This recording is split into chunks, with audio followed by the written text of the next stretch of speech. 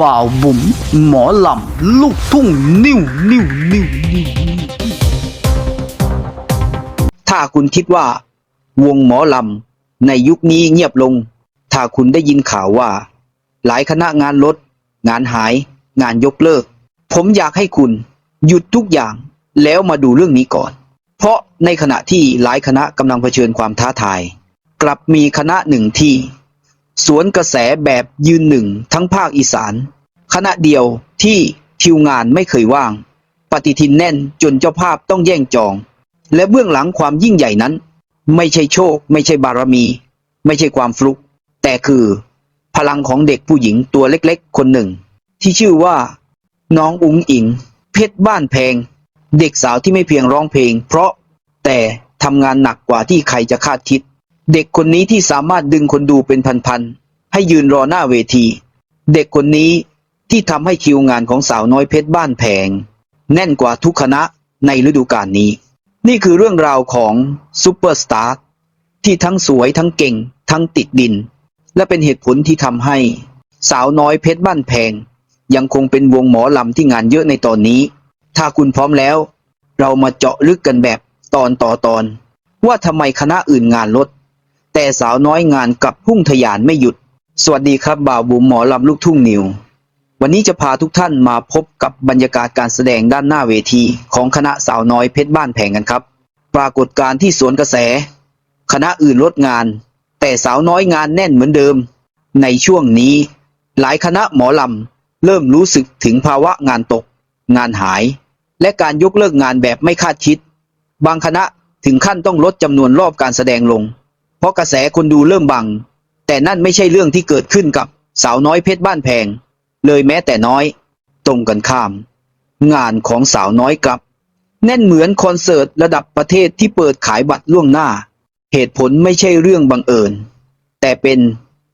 พลังของชื่อเสียงความตั้งใจและเสน่ห์เฉพาะตัวของศิลปินในคณะโดยเฉพาะหนึ่งชื่อที่ทุกคนรู้น้องอุ๋งอิ๋งเพชรบ้านแพงเมื่อเธออยู่ในไลน์อัพงานก็เหมือนถูกล็อกคิวทันทีผู้จ้างเห็นชื่อสาวน้อยแล้วมั่นใจว่าคนต้องมาแน่น 100% นี่คือเหตุผลแรกที่ทำให้สาวน้อยเพชรบ้านแพงยังยืนหนึ่งท่ามกลางวิกฤตวงการหมอลำน้องอุ๋งอิ๋งตัวดึงดูดคนดูที่ทรงพลังที่สุดในยุคนี้พูดตรงๆถ้ายุคก่อนมีดาวดังยุคละคนยุคนี้ชื่อที่คนพูดถึงมากที่สุดในหมอลำคือน้องอุ๋งอิ๋งเพชรบ้านแพงเธอไม่ใช่แค่นักร้องแต่เป็นแม่เหล็กคนดูของจริงทุกงานที่เธอไปคนแน่นตั้งแต่หน้าเวทีจนถึงท้ายสนามพ่อแม่ FC จากทั่วประเทศยกขบวนไปรอดูเธอราวกับรอดูซุปเปอร์สตาร์ระดับประเทศจุดเด่นของเธอไม่ใช่แค่เสียงหวานเสียงใสหรือหน้าตาน่ารักเท่านั้นแต่คือความจริงใจความอ่อนน้อมความติดดินและเสน่ห์ที่อธิบายไม่ได้แต่สัมผัสได้ทุกครั้งที่ขึ้นเวทียิ่งเธอร้องคนยิ่งหลงยิ่งเธอยิ้มคนยิ่งรักนี่คือพลังที่ทำให้สาวน้อยเพชรบ้านแพงไม่มีวันที่งานจะว่างเธอไม่ได้มาแค่ร้องเพลงแต่ลงไปช่วยขายบัตรให้เจ้าภาพจริงๆนี่คือสิ่งที่เกือบไม่มีศิลปินหมอลำระดับซุปตาร์คนไหนทำไม่ค่อยมีใครลงไปยืนช่วยขายบัตรแต่น้องอุ๋งอิงทำและทำบ่อยด้วยทุกครั้งที่มีเวลาว่างก่อนขึ้นเวทีเธอจะเดินไปหาเจ้าภาพหยิบไม้คู่มือพร้อมช่วยเชิญชวนประชาสัมพันธ์หรือแม้แต่ช่วยขายบัตรด้วยตัวเองคนเห็นแล้วทึ่งมากกว่านี่หรือซุปตาหลักล้านวิวแต่เธอทำแบบเป็นธรรมชาติไม่ต้องสร้างภาพเพราะมันคือสไตล์ของเธอสิ่งนี้ทำให้ชื่อเสียงเธอไม่ได้แค่ดังแต่น่าเอ็นดูน่าจ้างและน่ารักในสายตานายจ้างทุกพื้นที่เพราะเจ้าภาพรู้ว่าจ้างสาวน้อยเท่ากับคนดูแน่นบวกศิลปินเบอร์หนึ่งลงช่วยขายบัตรบวกงานออกมาดี 100% ความนิยมของน้องอุ๋งอิงส่งผลให้คิวงานยาวข้ามปีตอนนี้คิวของสาวน้อยเพชรบ้านแพงยิ่งยาวไปถึงปีหน้าแบบติดกันเป็นพืชมีพื้นที่จำนวนมากแย่งกันจองคิวเพราะกลัวว่าถ้าช้า จะเต็มยาวไปอีกหลายเดือนบางพื้นที่จองทีเดียว2 วันเพราะคนแน่นจนรองรับได้ไม่หมดในคืนเดียวสิ่งนี้ไม่ใช่เรื่องปกติของวงหมอลำแต่มันเป็นสัญลักษณ์ว่ายุคของน้องอุ๋งอิ๋งกำลังเกิดขึ้นจริงและไม่มีทีท่าว่าจะชะลอตัวเลยสาวน้อยเพชรบ้านแพงคณะที่มีเสน่ห์เฉพาะตัวที่หาไม่ได้จากวงอื่นแม้หลายคณะงานจะลดลงแต่สาวน้อยยังแน่นเพราะองค์ประกอบของวงคือความเคารพเครื่องมีนักร้องดังมีแม่เหล็กดูดคนดู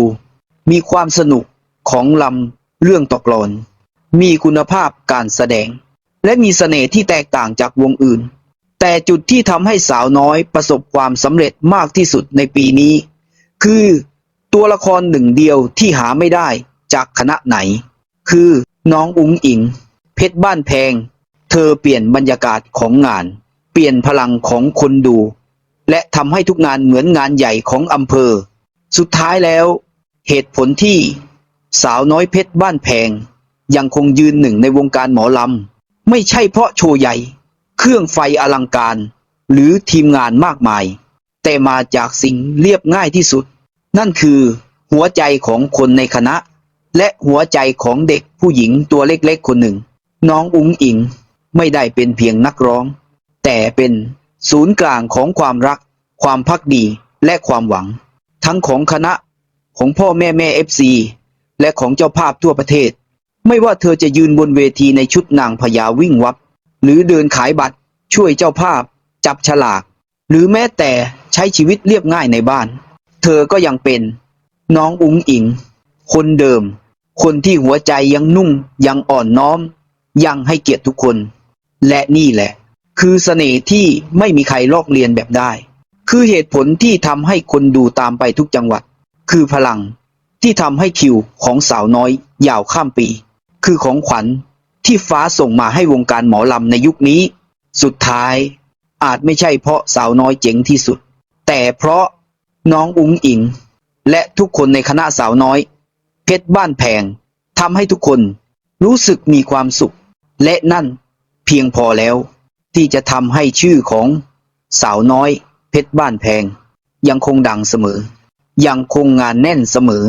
และยังคงอยู่ในหัวใจของทุกคนไปอีกนานแสนนานสุดท้ายนี้ถ้าคุณชอบคลิปนี้ก็อย่าลืมกดไลค์กดแชร์กด Subscribe เพื่อเป็นกำลังใจให้กับทีมงานเราด้วยนะครับ